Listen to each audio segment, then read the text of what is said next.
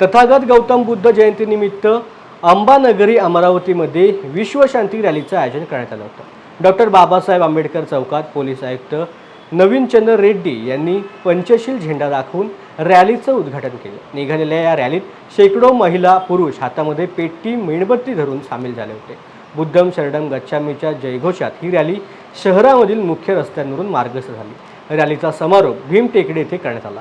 यावेळेला विविध मान्यवर उपस्थित होते। बुद्धांच्या 2568व्या जयंतीनिमित्त हे आमचं 20वे वर्ष आहे। यावर्षी आगळं वेगळं असं होतं की पहिल्या दिवशी सत्यपाल महाराजांचं प्रवचनाचा कार्यक्रम झाला, 20 तारखेला उद्घाटन झालं, 21 तारखेला तथागत भगवान गौतम बुद्धांच्या आणि बाबासाहेबांच्या विचारावर आधारित म्हणजे डान्स स्पर्धा झाली तिथे।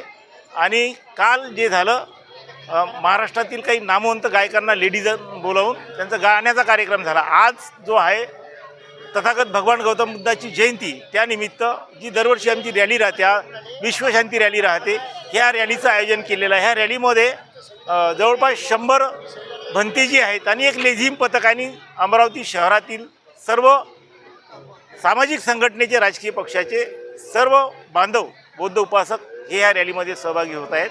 तर मी आपल्या माध्यमातून बुद्ध जयंतीच्या तमाम भारतीयांना शुभेच्छा देतो।